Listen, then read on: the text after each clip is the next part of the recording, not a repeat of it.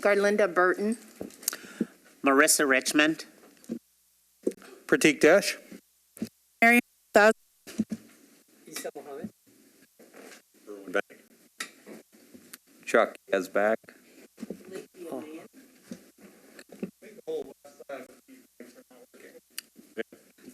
Is Mine's blinking. Thank you. okay. Well,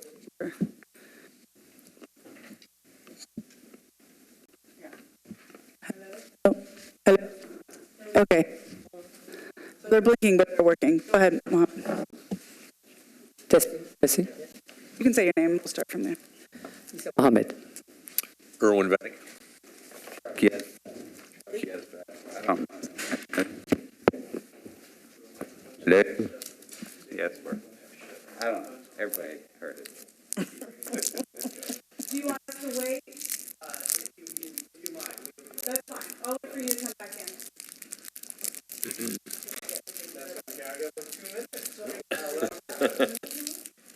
So how you been doing?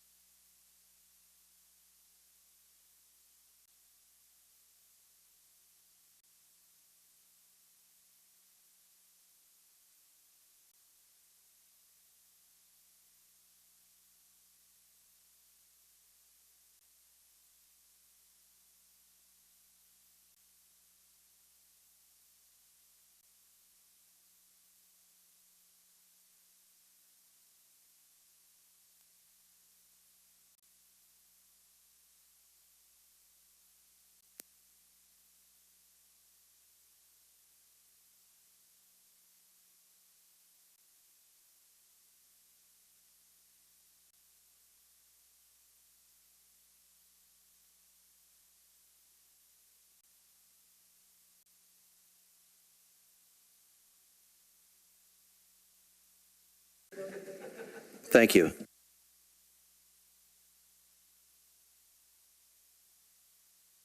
Mariam Mabel Fazli.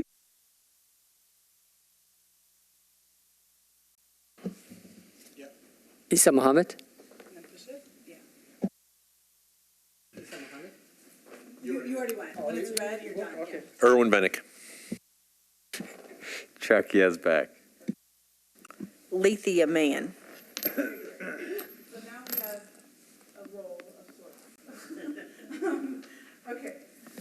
So now we have a roll, and we can move forward. Again, welcome to today's meeting, March 7th meeting of the Metro Human Relations Commission.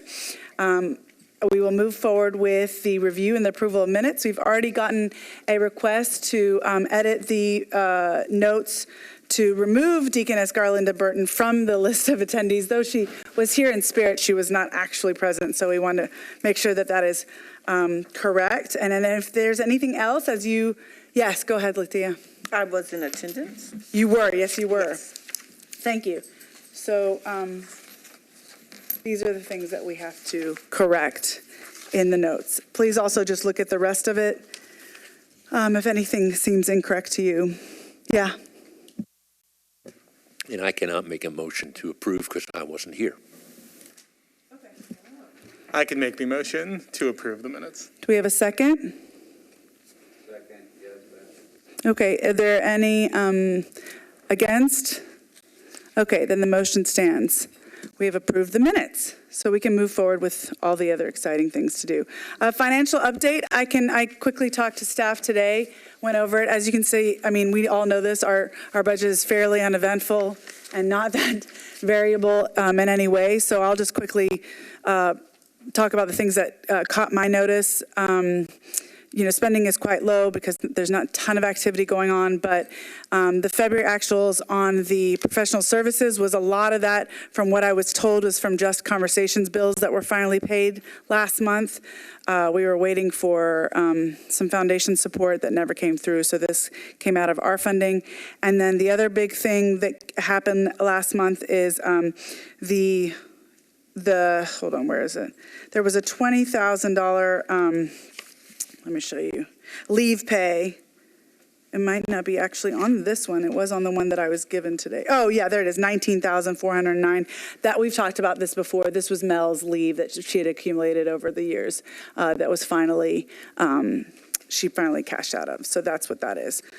So that is the financial update, more or less. The rest is pretty par for the course. Unless there are questions, we can move forward. So I have a question. So Yes. what is the status of the grants that were to support the Just Conversations? Well, this is a bit of a longer story, but basically, years ago, thanks to Iris Buell, we had funding at the Community Foundation. This is all stuff I've just learned being in this position, that we were using for various things. It was years ago. And so it's supposed to be in the coffers of the Community Foundation. We were hoping to use some of that for Just Conversations because it is allocated for us. And this is something I wanted to work on. They have just been kind of non-responsive to mute, it's very bizarre. So our staff, Mark, and even Mel, worked quite hard to try to get their attention to sort of be like, can we have our, look at Erwin's face, just kind of like, can we get our money to do this? And it hasn't been very effective. So I think for me, the next step would be to directly call them and say, I'm chair and this is what I'm looking for, and try to really escalate it because it's kind of falling on deaf ears right now. Yeah, it's a bit bizarre. So that's that story. Anything else? Yes, Commissioner Richmond. Yeah, do we have any, maybe this is somewhere else in the agenda, do we have any word on the upcoming budget process, where we stand on Yeah, that? thank you for asking that, actually. So I will be attending that with Mark Etherly, our staff member, who manages our budget. I've gotten a very in-depth, quick tutorial on our budget situation. That is tomorrow at 4 o'clock. We've been working on it for a couple of weeks now with some folks in the actual Metro budgeting office. Everyone has just been, in general, I'll just say my experience with Metro has been so helpful, from HR to budget to whatever. They've all been really, really smart, really, really helpful. So that's been really great. Anyways, we are asking for 4 things, 4 budget mods. One is a full-time equivalent for basically a compliance and training manager for Title VI. And this is something I would love for us, once we've handled our major business of ED recruitment and whatnot, being so short-staffed, I would love to bring this to the table for us to discuss, but vis-a-vis what is our role with Title VI, because right now we don't really have the capacity to do some in-depth auditing or anything like that. We're mostly just kind of bringing people's knowledge up to the right level so that they can enforce their Title VI obligations. So this person would help do that. And then the second is a bud mod for our staff. Having sort of delved in, I've looked at things, and I think it would only be fair to look at increasing salaries.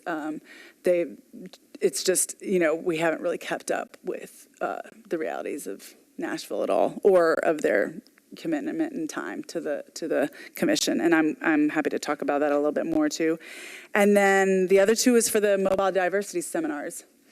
We currently don't get enough cash to even cover them fully. When they were first started, I think in 2013 or 2015, actually, even the amount that was given, which is $3,000 per, is not enough, because apparently we feed breakfast and lunch. And when I did the math, if you have $40 for both of those, both, if you say 30, whatever, that's still not going to cover 35 to 65 people. And then the last one is to add 2 more. That MMPD has already done. We just would like to be funded for those. They have done that because we are now part of their training process for lateral hires. So when you come to Nashville as a new police officer, we are part of your training. So it's only natural that we would need funding to be able to do that. So that's a bit of the spiel I will give tomorrow for the mayor's office. Does that help? Yes. Okay, great. Okay, so that is our financial update. If we're good, I'd love to move forward. Wonderful, I see some heads nodding. So the reason we're all here, the status of the executive director selection. So that has been quite a job, and we've tried to do it in excellence for the commission. I'll just give you some updates on where we're at. Basically, I've been working with Wanda Hadley at Metro HR. As you know, it was open for about 3 weeks and closed on February 7th, if I'm correct. On the next day I spoke with Wanda, she said we have about 15 applications. She sent those packages to the executive committee and sent a spreadsheet and said, please rank them and do it on this day, February 21st. So we had 2 weeks because it was such a high number. You know, when I first talked to you guys, we thought it would be something like 8 or 10. Well, it turned out to be 15. So we had to rank them, and we had 2 weeks to do that. Thank you, Executive Committee, for doing that. It did take a bit of time. And then she compiled the rankings. So we didn't talk to each other, and we didn't send it reply all. We just sent it directly to her. She receives it and compiles it according to the Excel spreadsheet, and determined the top 8 for us to do phone interviews with. We, despite our very uncoordinated schedules, managed to find a 3-hour slot of time on Friday afternoon from 2 to 5, where we did 20-minute phone interviews with every single person. We had 2 questions that we asked every person, or 3, sorry, that we asked every single person. And very unanimously, I would say, came to the top 3 by the end of the meeting. So now we have top 3 candidates. I am not going to share those names right now for the sake of privacy and to just try to, keep the process as streamlined and as effective as possible. But the next step is now that we are going to have the in-depth interviews with those 3 on March 17th at 11 a.m. The full commission is completely invited to attend. If they can, it'll be 11 to 3 p.m., March 17th. It will not be in Sonny West. Right now, per Wanda, I believe the location she's found is Metro Southeast, which is actually there's a training room in a police precinct. It's a big one, and IT can set up there. I have to confirm all this with Barbara in terms of IT and everything, but that's where it is tentatively. And that is where we are submitting questions right now to Wanda. And if you guys have additional questions, I highly suggest you send them, and I can tell you how to send them. And then we will ask those questions, sort of, again, a set of questions that we've all sort of submitted and she's compiled. And then any additional questions in those interviews. We're hoping, for a 45-minate type of thing, but it could run over a little bit. And then time for deliberation. 11 to 3. Yeah, it's quite long, and so it is what it is. And then we will, discuss and come to our sort of top candidate. But of course, the commission has to decide. It is a full commission decision. I did talk with legal today. Thank you, Derek. And we do all have to decide. So either we will have a separate meeting between then and our early April commission meeting, or we will just wait till the early April commission meeting. It is only 2 weeks between March 17th and probably our next full meeting. So we could wait, or if we want to go urgently, which I know a lot of us do, I am no longer interested in being ED. We can do it then. So I think I've shared the majority of the details in that process. Yes, Linda. Sure, yes. What's the process you all use to get down to the top 3? So like I said, we had 3 questions that we asked every single candidate. And then we all listened and took our notes and ranked in our minds where we were. And then afterwards, we'd sort of deliberate, how was that? Yay, nay, okay, let's see what the other person. We couldn't make a decision, obviously, until we heard everyone. So it was kind of like, where are we standing with this? But we couldn't really, determine anything. So at the very end, when we had heard everyone, we started talking about the candidates. And, there were some clear no's for everyone, unanimous no's. And there was basically unanimous no's across the board until the top three were pretty obvious for everyone. There was no like, wait, I want this one. It was just kind of like these three. Yep. But a lot of deliberation along the way after every interview. When will the commission know who the top three are? So if you come to the meeting on Thursday, obviously you'll know. That's really the only time we're announcing it publicly for the sake of privacy. Tell me. Commission's one thing, announcing it publicly is another. So, and I. Well, everything that we talk about is public, so that's why. We can't have really private communications. Is the March 17th interviews, is that private or No, public? that's public. Everything, even our phone interviews were public. So I'm just confused on, I don't really care if I wait till March 17th or not. Right, but right. What's the difference in announcing it now? and announcing It's it not March that big of a 17th? difference. I'll tell you what HR has suggested is one, the privacy of the candidates, so that. Say that one more time. The privacy of the candidates, right? If you're applying for a job, have you told your employer? I don't know. Have you told your friends and family? I don't know. Just that. And then,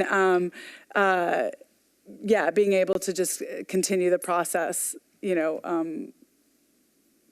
without distractions or whatnot. But it is all public. So there's nothing, Yeah, go ahead, Marissa. As she just pointed out, a couple of them have not informed their employers yet that they were applying for a new job. So in the interest of protecting their privacy, we didn't want to put their names out. Protecting their privacy for. Because they haven't informed their current employers. They're applying for a public position though. True. But again, some of them did not want their names out publicly at this time. If I understand what needs to be public and what doesn't need to be public, if Commissioner Robinson emailed you, could you not email her the names? That's also public. Everything is public. So we cannot have a conversation that isn't public, basically. Derek, I don't know if you have any advice on this.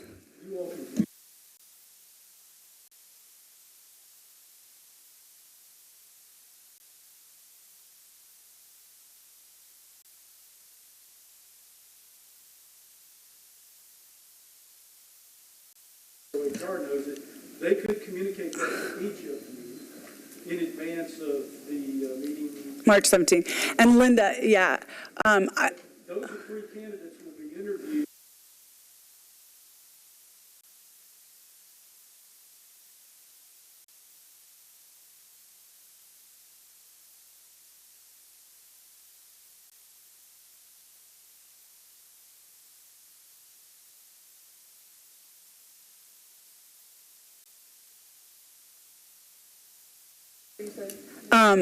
and as part of I have to tell Wanda this, but as part of the, your ability to send questions to HR and also Linda to inquire on the question that you're asking, I can give you Wanda's email address so that you can directly email her. Thank you. Yeah.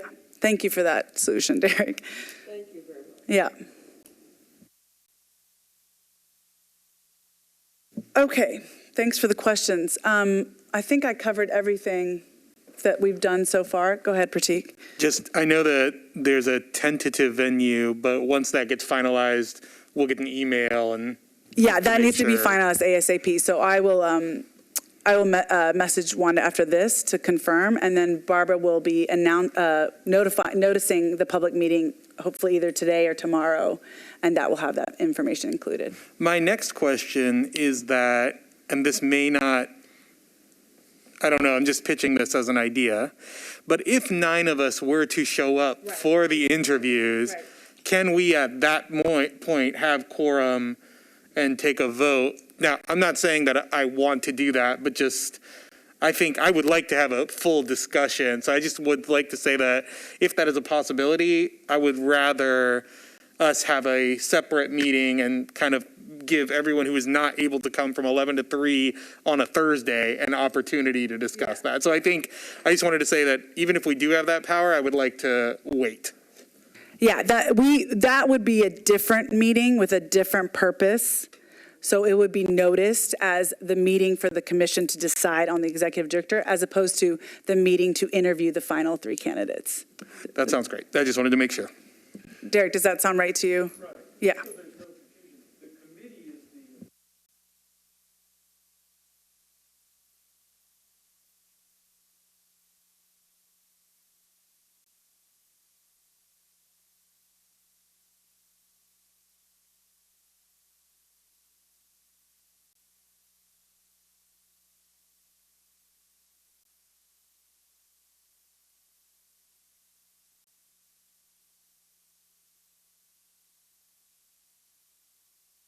saying the preferred legal method for you to make as important a decision as the hire of an executive director, that be done at your regular scheduled meeting, Okay.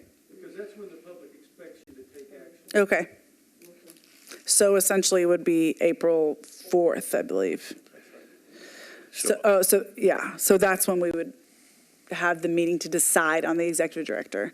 The other meeting is just to interview the candidates. Yeah, go ahead, Erwin. Joe, just another question of process is that subsequent to our meeting on Thursday, I have received 2 unsolicited communications regarding the process, and I consulted with HR and was advised that letters of recommendation are not put in the personnel file, are not to be considered part of the process. I have not read any of the communications that have come to me and do not intend to read any other communications that come to me.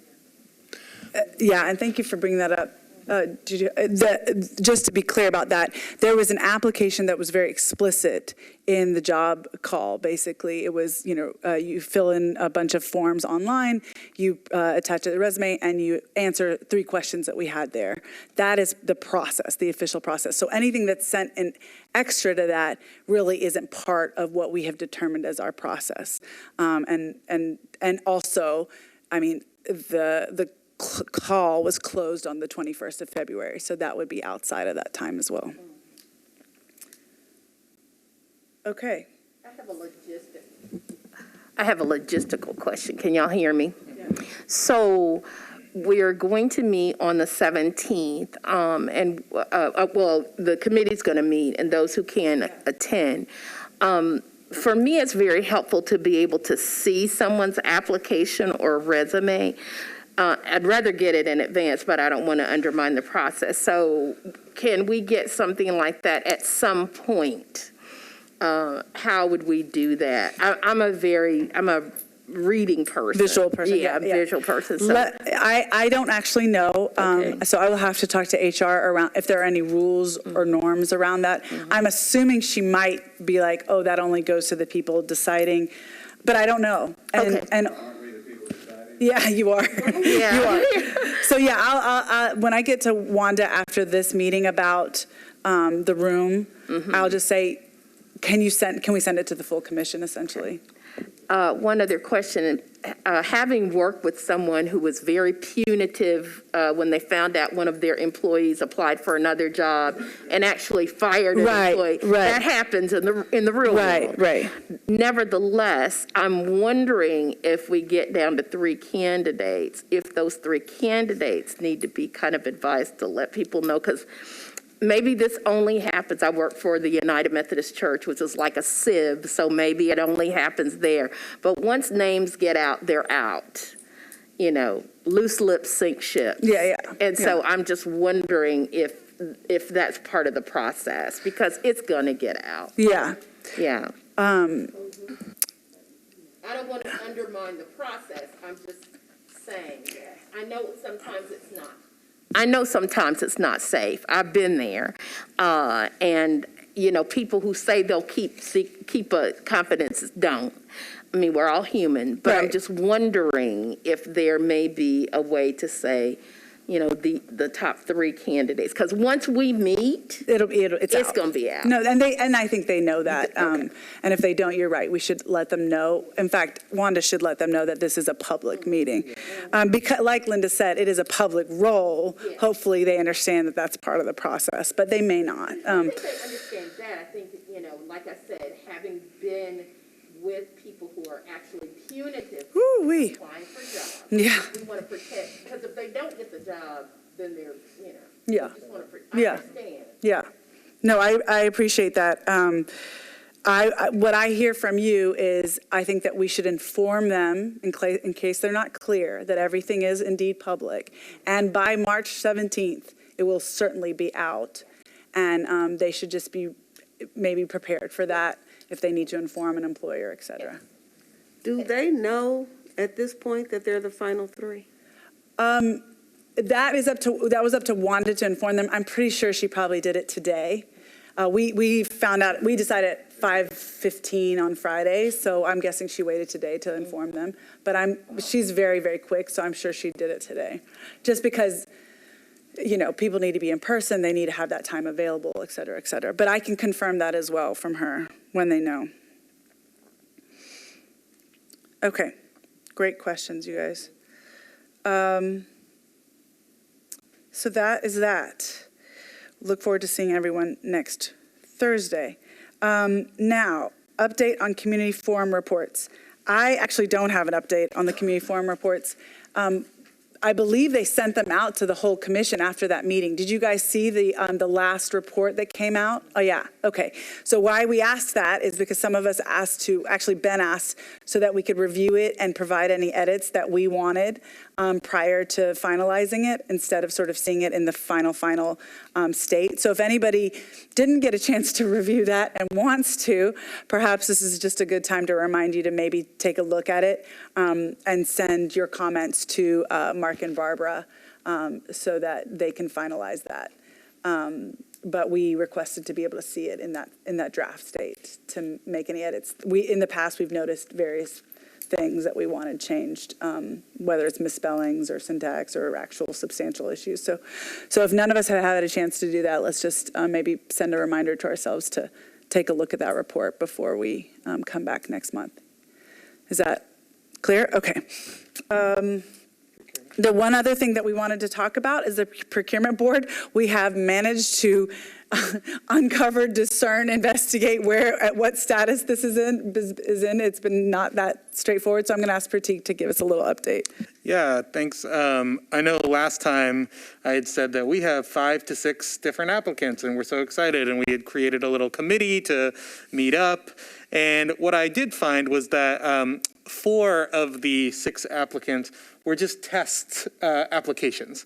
So at that time, we only had 2 actual applicants. And so since that time till now, we have had a 3rd applicant that has applied. And so as the executive committee, I kind of was just thinking about this and just wanted to pitch this to you all. But as we have currently 3 candidates, and we're trying to hire an ED at the same time, I think that it makes the most sense for us to get this ED solidified before we start moving on procurement. And so my thought process is, if the applications stay at around 3 or so, that in our May meeting, we could do some interviews as a full commission with the 3 applicants that come in, and we can just commit one of our board meetings to sending someone up for the Procurement Board.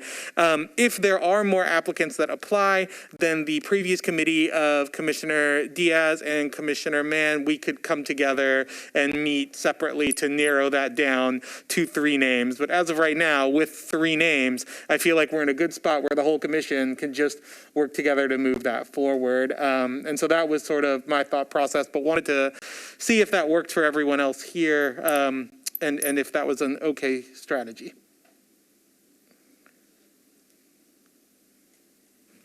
are there 3 strong candidates? Yeah, it's a great question. So I went ahead and just did some due diligence on some of these candidates as well.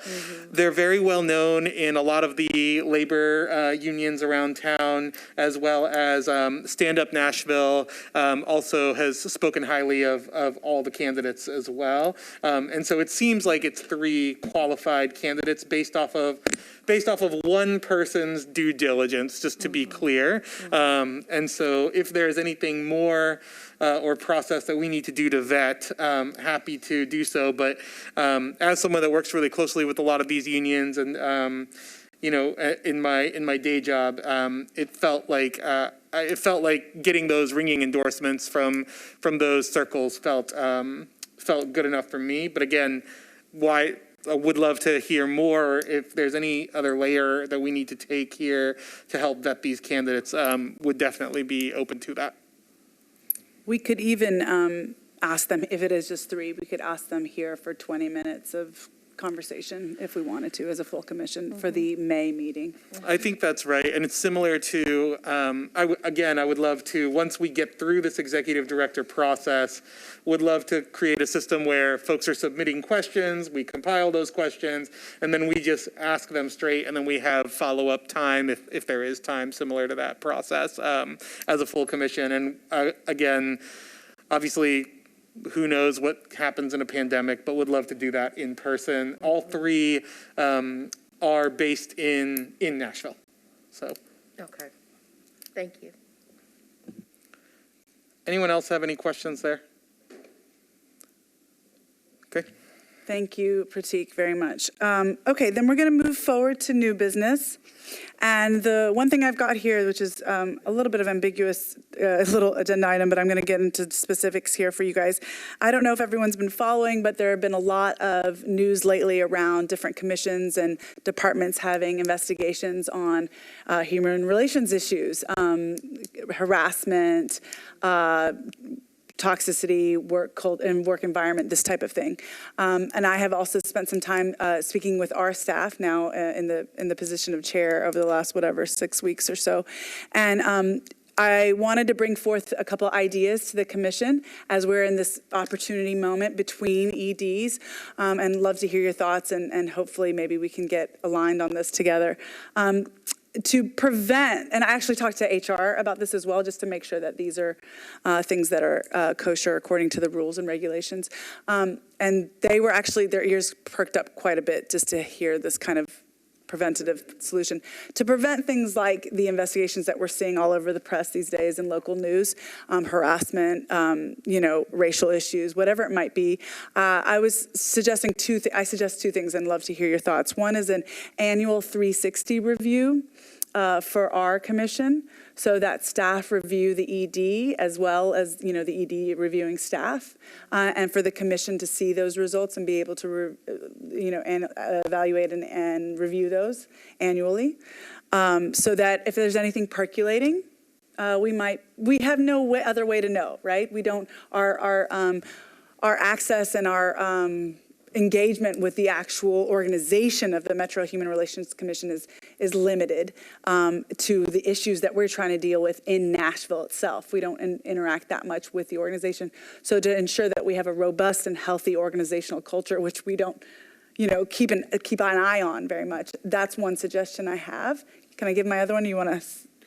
Well, I've heard the term 360 review. I have no idea what a 360 review is. 360 just means it goes all the way around. So typically in traditional sort of review processes, the boss gets to review the people that they supervise. In a 360, and there are many permutations of it, basically, the staff also get to review the boss. Well, I just didn't know if that was a new snowboarding. We all are going to do flips in the commission meeting. No one's flipping around. It is purely symbolic, but basically it's just a circle. So I review you, you will review me. And in this process, there's no power, influence, pressure type of thing. So that, just to make sure that we have a healthy organizational culture, giving that voice to everybody in the organization. So that's the first thing I recommend. I don't know if you want to discuss that first. The second thing is, this is something I've just thought about a lot as I've served on boards with harassment issues and whatnot. I was thinking an annual or perhaps biannual where staff come and speak to the commission directly for 15 minutes, 10 minutes, nothing really long or crazy, where they can voice any concerns or issues that might be percolating that they just don't feel like they have the space or ability to do within the organization. Again, looking at what's coming up in the city, these types of things could have probably helped prevent some of the issues, ideally. I mean, who knows what prevents the issues that we're seeing. But those are the two policies or procedures that I think could possibly help give voice to staff that might be experiencing anything that, boards and commissions don't see. Yes? What is the current Metro practice? When I spoke to HR, there isn't one right now in terms of that kind of thing. So she was like, I thought I was going to kind of break some rules or something. She was giddy. She was like, you're taking a preventative measure, because it's a big headache for them when it gets to the place that it's gotten to with the various commissions that we've been reading about in the news. And so she's like, anything that could help get at this earlier, because oftentimes, ideally, people don't have bad intentions. It's just gone way too far. And so if we, as a board, as a commission, can help intervene at some point earlier on, it might be best for everyone. So I would be somewhat reluctant about having a process for staff members to come and speak before the board on issues. I would not, just because that is a public meeting, and I think it just causes me concern. I would not have any problem with the commission setting up a personnel committee to have meetings with staff on an annual basis, at which time concerns can be addressed. And then I think the proper thing would be for the personnel committee to then talk with the executive director about those concerns, or figure out some way to deal with that. But, to have a process where a staff member is given open mic to talk about who knows what. I was just going to ask, even if we have a personnel committee, though, that'd still be public. It's all public. Okay. Go ahead. I agree to the point of having people come and speak here. I don't think it's a good idea for the public meetings. But on the 360 reviews, if there's not already a process of quarterly check-ins, or is that tied to goals that they have to meet, I think it's a bit of a broader sort of review process, because if it's only once a year, those issues build up all year long, right? There is a performance review process for sure in Metro. I'm sorry if I misled on that. There's the traditional one of, these are the goals of the organization, and this is your role, and how are you doing to meet these goals? The typical one where the director, reviews the staff member. So this one would just align with that one. Okay. And is that performance review process for Metro quarterly, or is it? And like an annual performance once a review, year, from what I understand. Obviously, best practices in management are you're addressing things as they go and as they come up. But again, I'm just trying to make sure we put some things on the books. Given everyone's busy and everyone's overworked and everything, at least we tie a 360 in with the annual performance review. It's a great idea. And I totally didn't think about the public meeting, so thank you for alerting me. And anything would be public, so.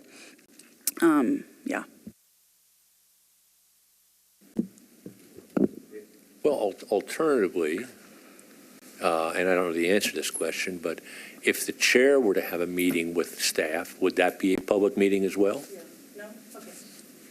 That would be a preferable option for me to think about. I know that there is one other department's method that they used for the last year's performance evaluation that board undertook for the department leader that they supervise. Since,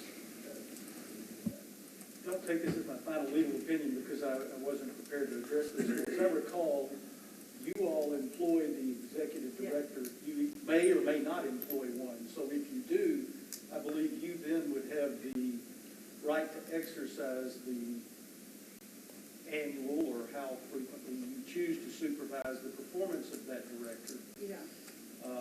And to solicit input from employees is something that one of you could undertake and it not be a public meeting.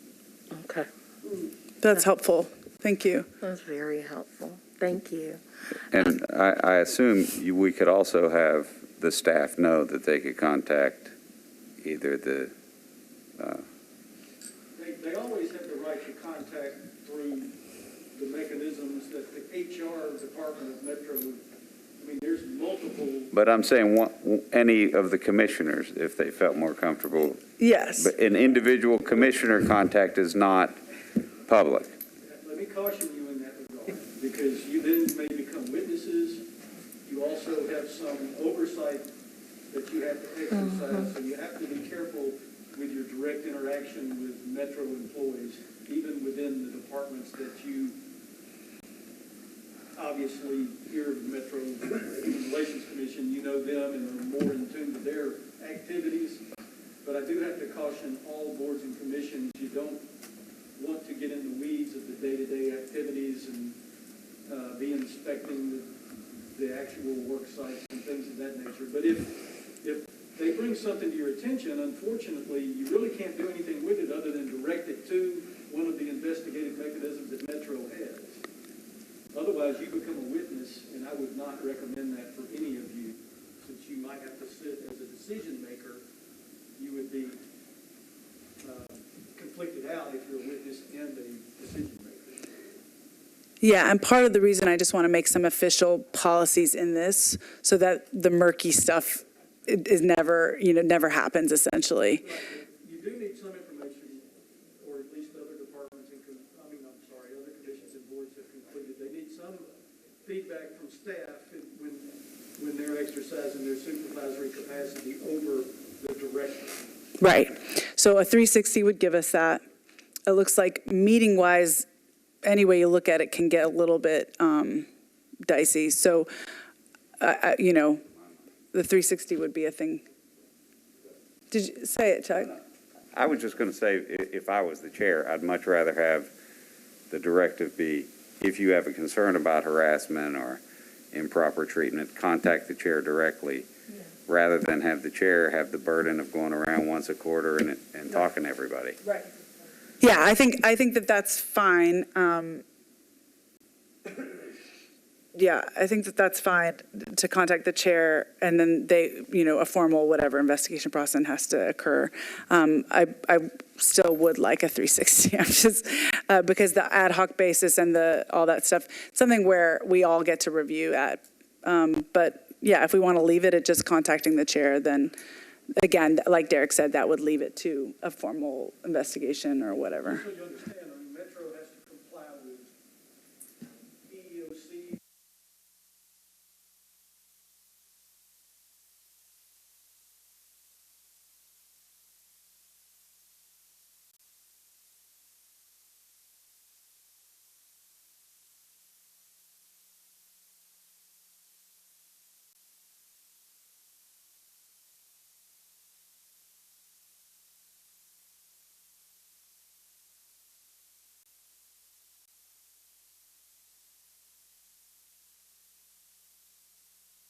You do need that context.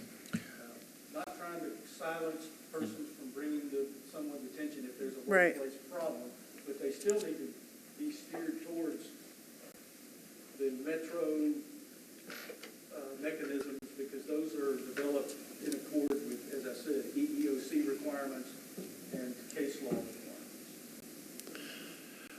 I mean, along those lines, since you have taken the initiative and thought about this, and there apparently is some issue within Metro personnel and human resources about dealing with issues on the commissions, would it not be appropriate to perhaps ask somebody from Human Relations to come speak to us about the problems that they are facing or have faced in terms of dealing with these various issues, and help educate us a little bit how we might be able to You help? mean HR? Yeah. Okay, because you said human. Okay. Whatever it is. So Metro HR about Right. possibly. Yeah. I don't know what they can say and what they can't say, but, yeah. in Well, terms of- just from a policy point of view, in Yeah. terms of, because if they reacted positively to you saying, well, that Yeah. sounds like a great, Yeah, I hate the word proactive, preventive, is what she said, yeah. approach, perhaps we can have a session that deals with the benefits and the problems in sort of addressing preventive approaches in metro commissions and boards. Yeah, I think that's great. This is the last plug I'll make. While we await whatever HR tools and processes they have to address this stuff, would you all be open or agreeing to a 360? Or would you rather have more information? I am very supportive of lowercase 360 because there are 360 processes that are called 360 processes that are, so I would be in favor of a lowercase process where we would get feedback from staff about how the work is. And I would ask that we look at some processes that would be culturally sensitive and also be sensitive with regard to gender. Because I've been a part of some of those 360s, they're very corporate, very male-oriented. So I am supportive of exactly what you're saying, lowercase 360, not the one where you talk to everybody about your life. So that's as one example. I appreciate that. And I shouldn't use 360 because it might even have a trademark on it, and I don't want the trademark version. I just want a staff review of leadership and vice versa, and something that we can look at annually. And I don't know if I'm supportive or not because I'm not really sure what you're envisioning. I would be supportive of the chair or someone talking to the staff periodically to get feedback.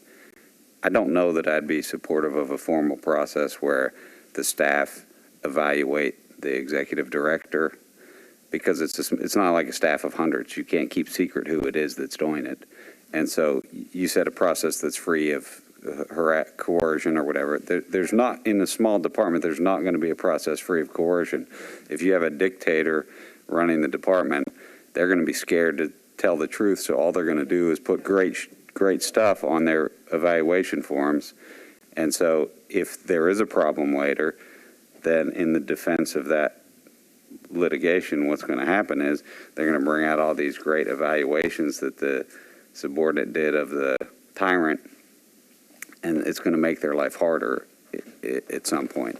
What if there's a version that doesn't go to the ED and goes straight to the commission? I mean, I don't know how that is possible if it's public. I mean, I wouldn't be opposed to like an anonymous sort of process, but if you're talking about there's two staff members, it's not that anonymous. I mean, you don't have to be, Columbo to figure out which one wrote which report. So Yeah. that's my reservation. It sounds good in theory. In practice, I'm not sure that it will achieve the goals that you're after. And my only reservation with the solution that you're more comfortable with, which is coming directly to the chair, is that it is solely dependent on the chair to handle that properly. Correct. It's dependent on a personality and a person. And so that's why I'm trying to put something in the books that's like a little bit more regimented so that it is, but I hear you, Chuck, and I think that those are good points. If we can think of something that both doesn't depend on the variety of factors that impact what a chair does about a complaint like that, and doesn't, lead to coercion or whatever. I was going to ask, are we the only ones, like, is there someone else who can help us think about this outside of us? Because that's what it's sounding like. Well, that's what Erwin was, I think. So I'll get some of our official folks on this. But we could be innovative, guys. I'm just saying. From what I'm reading in the papers, we could be the innovative We're ones super here. innovative. We're asking them all to come to you. This is great. And I will find out where you live, Chuck. We should just designate Erwin as the perpetual investigator. Yeah.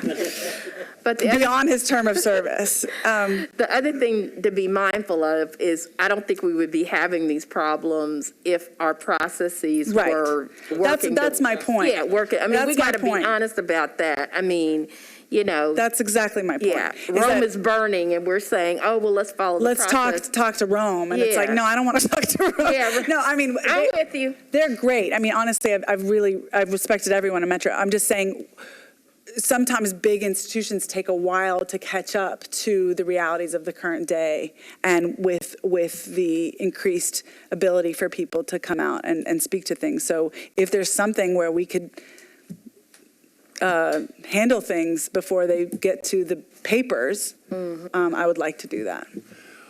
And I guess in my suggestion that we have, and following what Pratik was saying, you know, we don't necessarily need to limit ourselves to Metro HR in terms of presenting us with some thoughts about how to address this. This is not just a problem that's within governmental entities. Sorry. Yeah, and I'm somehow we got here again. Double tap. I did. I didn't mean to double tap. I just. No, don't touch anymore. You're done. Okay, You're done. I'm done. Broke That's it. it. Island. Yeah, I will say my experience with government versus corporate versus nonprofit, everyone's got a different timeline of how quickly they know how to respond to things. Anyhow, what I'm hearing is that at some point it might be useful to get some best practices from some experts on how to deal with this issue. Hi, we messed It was up me. mics. Got excited, double tapped. And I can work with the DED to get that going for us. Okay. How about that? Okay. Okay. On that, we can basically probably move forward unless there are any announcements that anybody wants to bring up. Yes, proceed.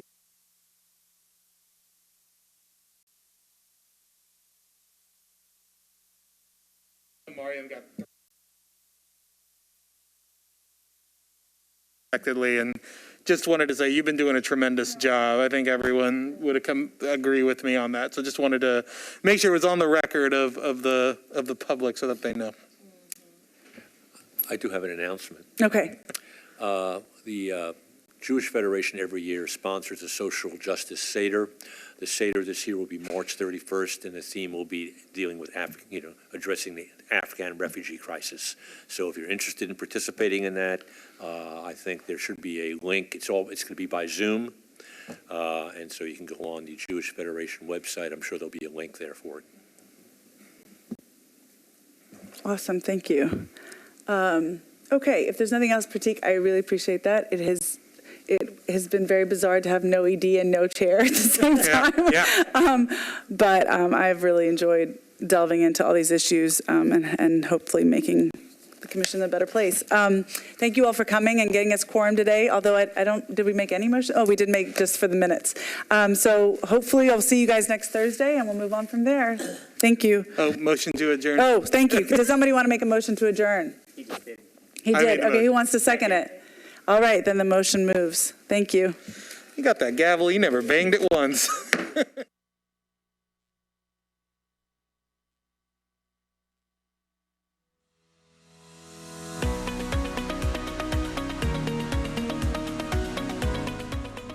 This has been a service of the Metro Nashville Network.